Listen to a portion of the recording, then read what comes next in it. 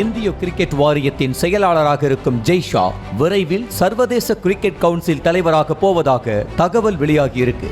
சர்வதேச கிரிக்கெட் வாரியத்தின் தலைவராக பதவி வகித்து வரும் கிரெக் பாக்லே தன்னை மீண்டும் இந்த பதவிக்கு நியமனம் செய்ய வேண்டாம் என கேட்டுக் கொண்டுள்ளார். அவரின் இந்த அறிவிப்பை தொடர்ந்து ICC தலைவர் பதவிக்கான தேர்வு நடைபெற இருக்கிறது. ஆகஸ்ட் 27ஆம் தேதிக்குள் இந்த பதவிக்கு விருப்பமுள்ளவர்கள் விண்ணப்பிக்க வேண்டும் என ICC அறிவித்துள்ளது. இந்த பதவியை பொறுத்தவரை 2 ஆண்டுகள் என்ற அடிப்படையில் 3 முறை தொடர்ச்சியாக பதவி வகிக்க முடியும்.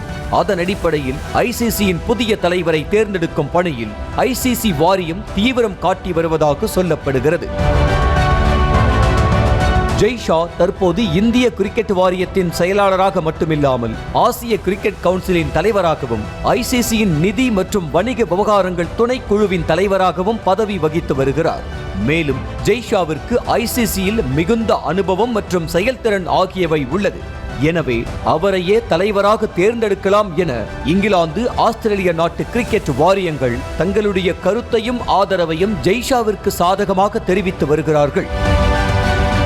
சர்வதேச கிரிக்கெட் வாரியத்தின் உறுப்பினர்களாக உள்ளவர்கள் தலைவர் பதவிக்கு வேட்புமனு தாக்கல் செய்யலாம். அதன்படி ஜெய்ஷா வேட்புமனு தாக்கல் செய்ய வாய்ப்பு அதிகமுள்ளதாக சொல்லப்படுகிறது. ஒருவருக்கு மேல் வேட்புமனு தாக்கல் செய்யும் பட்சத்தில் டிசம்பர் 1ஆம் தேதி தேர்தல் நடைபெறும். தலைவர் தேர்தலுக்கு 16 வாக்குகள் தேவை.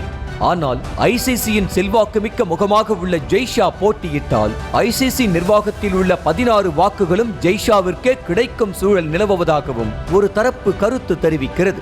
முன்னதாக ஜக்மோகன் டால்மியா, சரத் பவார், N. சீனிவாசன் மற்றும் சஷாங்க் மனோகர் ஆகியோர் ICC தலைவராக பதவி வகித்த இந்தியர்கள் என்ற நிலையில் தற்போது வெளியாகியுள்ள தகவல்கள் படி ஜெய்ஷா தேர்வு செய்யப்பட்டால் இந்தியாவைச் சேர்ந்த 5வது தலைவராக ஜெய்ஷா இருப்பார். ICC தொடர்களில் இந்தியர்கள் தலைவராக இல்லாத போதே இந்தியா அதில் அதிகாரமிக்க அமைப்பாக இருக்கிறது என்ற பார்வையும் முன்வைக்கப்படுகிறது. பொதுவாக மேற்கிந்திய தீவுகளில் T20 போட்டிகள் அதிகாலை அல்லது நள்ளிரவில்தான் நடக்கும். ஆனால் நடந்து முடிந்த T20 உலகக்கோப்பையின் இறுதிப் போட்டி வரை காலை போட்டிகளாகவே நடந்தது. அதற்கு காரணம் இந்தியாவில் பார்வையாளர்கள் அதிகமாக பார்க்க போட்டி அட்டவணைகள் மாற்றப்பட்டதாகவும் பாகிஸ்தானில் நடக்கவிருந்த ஆசிய கோப்பை 2023இல் இந்தியாவுக்காக இலங்கையில் நடந்ததாகவும் விமர்சனங்கள் எழுந்தன.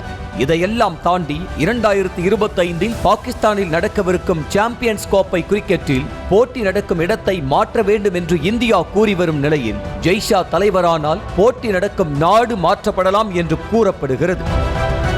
IPL போன்ற போட்டிகளை இந்தியாவில் நடத்தி உலக நாடுகளின் பார்வை மற்றும் வர்த்தகத்தை இந்தியாவின் பக்கம் திருப்பியது தொடங்கி உள்நாட்டு போட்டிகளுக்கு கொடுக்கப்படும் முக்கியத்துவம், மேலும் உயர்தர மைதானங்கள் கட்டமைப்பு, வீரர்களுக்கு தகுந்த ஊதியம் போன்ற பல விஷயங்களில் இந்திய கிரிக்கெட் வாரியம் முதன்மையானதாக விளங்கி வருகிறது.